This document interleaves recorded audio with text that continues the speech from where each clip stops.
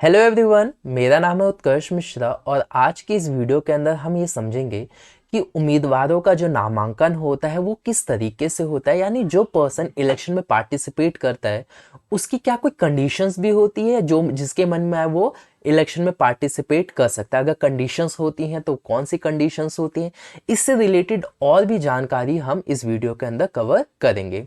तो चलिए शुरू करते हैं। तो सबसे पहले हम ये समझेंगे कि जो उम्मीदवार होता है वो होता क्या है, मतलब बेसिकली उसका एज कंडीशन क्या होना चाहिए।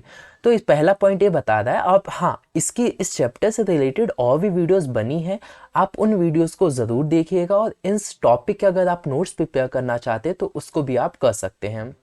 पहला पॉइंट बता रहा है कि कोई मतदाता है वो उम्मीदवार भी हो सकता है। मतदाता के लिए उम्र 18 साल है, वहीं उम्मीदवार के लिए 25 साल है। पहला पॉइंट ये समझाने की कोशिश कर रहा है कि अगर आप इलेक्शन में पार्टिसिपेट करना चाहते हो तो कोई मान लो कोई पर्सन है। सो हमें पता है कि जो हमारे देश के अंदर अगर हमें वोट डालना है तो हमारी उम्र कम से कम 18 साल होना ज़रूरी है। उससे अगर नीचे हम आते हैं, 15 साल के हैं, 17 साल के हैं, तो हम वोट नहीं दे पाते। ठीक इसी तरीके से अगर आपको इलेक्शन में पार्टिसिपेट करना है, आपको उम्मीदवार बनना है इलेक्शंस के अंदर, तो आपकी उम्र कम से कम कितनी होनी चाहिए? 25 साल होनी चाहिए। अगर आपकी उम्र 25 साल नहीं है तो सॉरी, आप इलेक्शन में पार्टिसिपेट नहीं कर सकते, अभी आप छोटे हैं। क्लियर? दूसरी पॉइंट क्या बता रहा है, उम्मीदवार बनने के लिए अपराधी वगैरह पर रोक है, पर ये पाबंदियां बहुत कम मामलों में लागू हैं।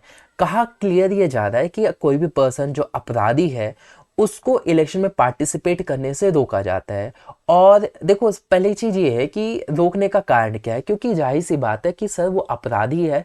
अगर वो इलेक्शन में जीत गया, अपनी मनी पावर का यूज करके, मसल पावर का यूज करके, डरा धमका के अगर वो इलेक्शन में जीत गया तो वो काम अच्छे नहीं करेगा, वो सोसाइटी को अपराधी बना देगा। पूरी सोसाइटी के अंदर वो जो अपराधी जो उसके पास पावर आ जाएगी, अपराधी के पास, तो क्या होगा? सोसाइटी अच्छी बनेगी, खराब बनेगी? ऑफ कोर्स खराब बनेगी। सोसाइटी अच्छी तो बिल्कुल नहीं बन सकती।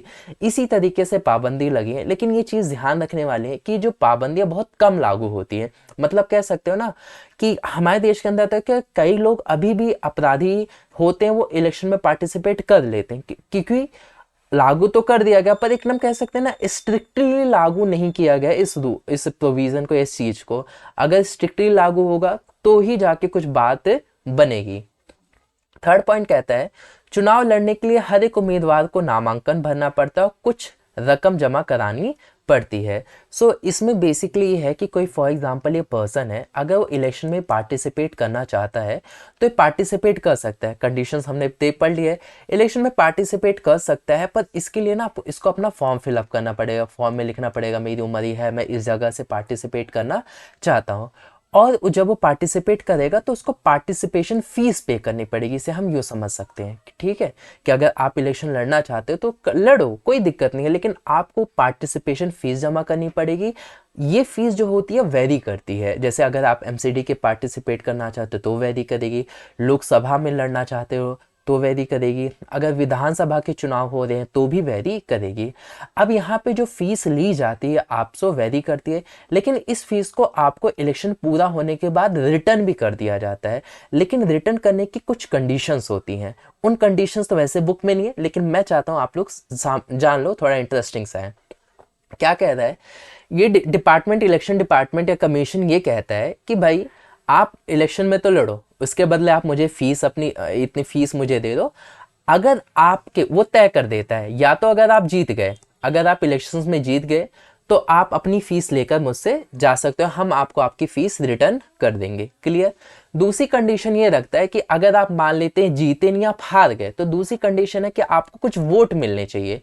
वोट का मतलब वो तय कर देता है कि अगर आपके इतने वोट आए तो आप आकर हमसे पैसा ले सकते हो, अदरवाइज भूल जाओ, शकल भी मत दिखाना यहाँ आके। क्लियर? आप कहो कि सर अगर वो जीता नहीं, हार गया, मान लेते फॉर एग्जांपल वो जीत गया, लेकिन उसको जो वोटिंग मिलना चाहिए था वो वोट उतने नहीं मिले, तब इलेक्शन कमीशन क्या करेगा? मन में क्वेश्चन आया होगा, अगर नहीं आया तो कोई बात नहीं। इस कंडीशन में क्या करेगा कि वो आपको पैसे रिटर्न कर देगा, जो भी आपकी फीस है रिटर्न कर देगा, क्योंकि अब नहीं ला पाए तो कोई नहीं, लेकिन एटलीस्ट आप जीत तो गए। तो उस कंडीशन में भी इलेक्शन जो कमीशन है वो आपको आपकी जो फीस है वो रिटर्न कर देगा। तो छोटी सी चीज थी, मुझे लगा जरूरी है तो मैंने आपको बता दी। अब एक चीज और ध्यान रखना जो मैं यहाँ समझाता हूँ कि देखो कोई भी पर्सन जो होता है इलेक्शन में पार्टिसिपेट करना चाहता है तो हम ये देखते हैं कि सर ये किसी ना इनका ना एक लोगो होता है।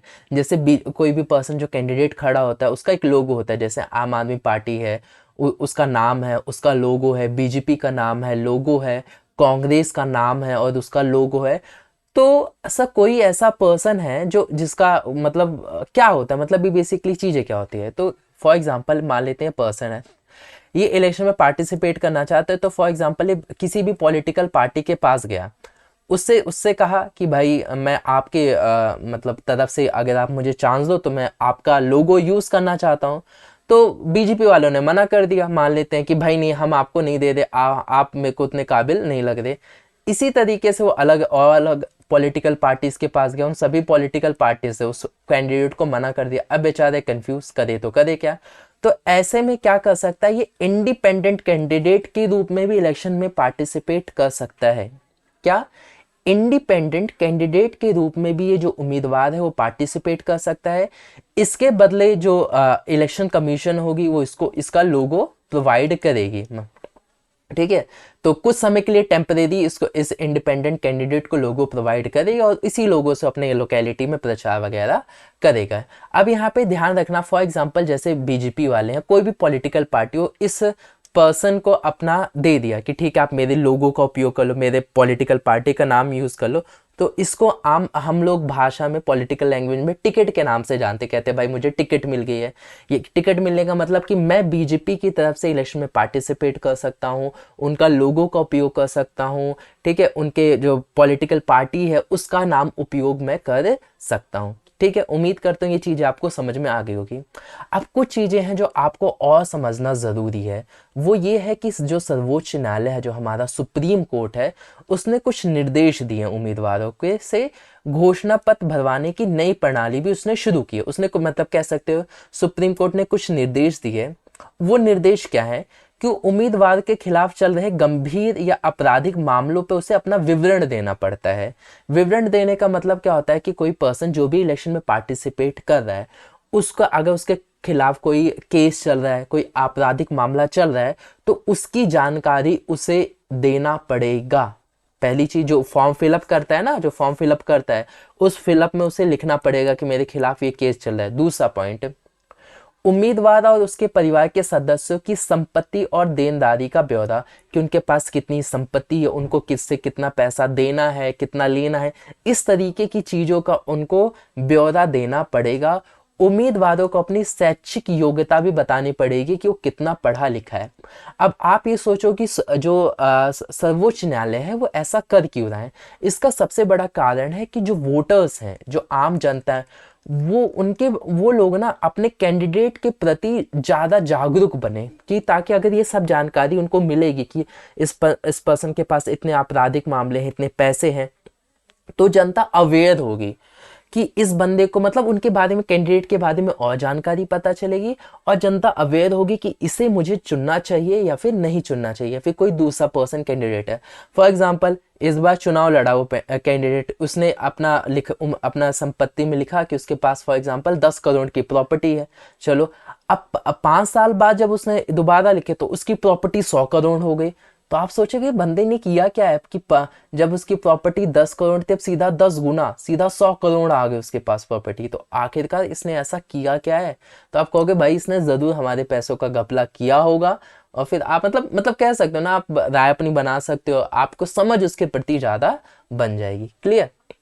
ठीक है, अगला आता है जो टॉपिक है उम्मीदवारों की शैक्षिक योग्यता। इसको मैं ओरली आप लोगों को समझाऊंगा। देखो क्या होता है कि हमारे देश के अंदर जो कोई पर्सन इलेक्शन में पार्टिसिपेट करता है उसके लिए शैक्षिक योग्यता कंपलसरी नहीं है। मतलब अगर आप कोई पढ़ा लिखा नहीं भी पर्सन है तो वो भी इलेक्शन में पार्टिसिपेट कर सकता है। कोई कंपलसरी नहीं है कि आपका ये होना ज़रूरी है। अब आपके मन में आएगा कि सर ऐसा क्यों, ऐसा होना तो ज़रूरी है। देखो, एक इसी तरीके से जैसे कि आप अगर कोई पर्सन क्रिकेट खेलते हैं तो क्रिकेट खेलने के लिए हमें ये ज़रूरी नहीं है कि वो पढ़ा लिखा कितना है। हमारे लिए ये ज़रूरी है कि वो क्रिकेट अच्छा खेलता हो ना, यही ज़रूरी है। ठीक इसी तरीके से इलेक्शंस के अंदर जो पॉलिटिकल कैंडिडेट खड़े होते हैं, हमारे लिए ज़रूरी नहीं है कितना पढ़ा लिखा है, हमारे लिए वो ज़रूरी है कि हमारी भावनाओं को क्या वो समझता है कि नहीं समझता, क्या हमारे लिए वो काम करेगा कि नहीं करेगा, हमारे लिए पॉलिसी बना पाएगा कि नहीं बना पाएगा। हम इन योग्यताओं पे ज़्यादा फोकस करते हैं। क्लियर। और इसमें ही इस टॉपिक के अंदर ही एक डेटा दिया गया, इसमें यह बताया गया कि अगर शैक्षिक योग्यता कंपलसरी कर दी गई तो भारत देश के अंदर 90% 90% जो लोग हैं वो लोग एलिजिबल ही नहीं रहेंगे, वो लोग इलेक्शन में पार्टिसिपेट करने के लिए एलिजिबल ही नहीं रहेंगे। अगर उनकी मतलब बेसिक सी बीए रख दिए, एमए रख दिए, ग्रेजुएशन की डिग्री भी रख दी ना, तो ये कंडीशन है कि 90% लोग एलिजिबल ही नहीं रहेंगे। सो हमने फिर इससे यही समझा कि देखो शैक्षिक योग्यता होना एक अच्छा है, अच्छी चीज है, पर हम ये समझते हैं पढ़ा लिखा तो बहुत है, पर हमारी फीलिंग्स को ही नहीं समझ पा रहे, तो ऐसे काम में क्या करना है। हमें तो ऐसा नेता चाहिए जो हमारी पढ़ा लिखा भी हो, पर हमारी थिंकिंग को, हमारी आइडियाज को हमारे लिए काम करे और हमारी चीजों पे वर्क करे। क्लियर। उम्मीद करता हूँ ये वीडियो आपको अच्छी लगी होगी। वीडियो में कोई भी डाउट नहीं रहा होगा। वीडियो अच्छी लगी है तो लाइक करना मत, तीन चीजें करनी है, लाइक कमेंट और शेयर। दो चीजें जो भी आपको पसंद आते हो अपने मन से कर सकते हो। और नेक्स्ट वीडियो भी जरूर देखना, वो भी इंपॉर्टेंट होगी। मिलते हैं आप लोगों से नेक्स्ट वीडियो में, तब तक के लिए बाय।